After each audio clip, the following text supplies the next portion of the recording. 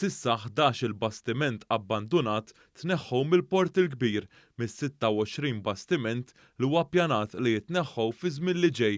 Dan tħabbar il-ħamis filgħodu mill-Ministru għat-Trasport Ian Borg f'konferenza tal-aħbarijiet mill-Ponta tal-Isla. Intqal kif dan il-proċess ilu għaddej għal dawn l-aħħar 5 xhur hekk kif tneħħew iż-żewġ rigijiet li kien hemm f'dan il-port.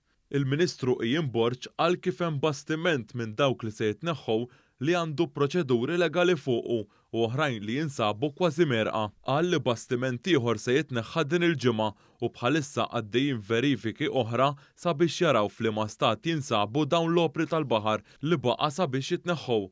Il-Ministru Ian Borg qal kif dan it-tintif se jżid il-kapaċità fil-port il-kbir u l-Aġenzija Infrastruttura Malta se tħammel u tnaddaf taħt il-baħar. Il-Ministru Borg qal kif fi żmien li ġej il-Gvern se jħabbar il-politika tiegħu għal viżjoni tal-port il-kbir li huwa l-qalb tal-ekonomija Maltija.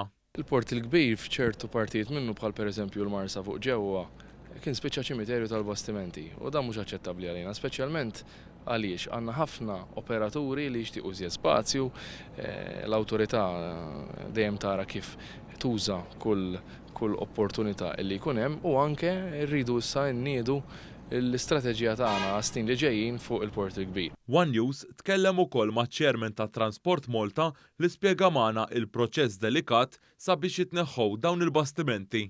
Kreajna tim fej ikun mamul minn legali, operattivi, master mariners, aspett assikurattiv. Ġifieri kull bastiment li kellna bżonn niddiljaw miegħu kellu storja partikolari, jew jkollok issues legali tissorveljhom, oħrajn fejn tit il-permessi biex tellajnihom kif għadna l-art u bil-permessi għattajnihom.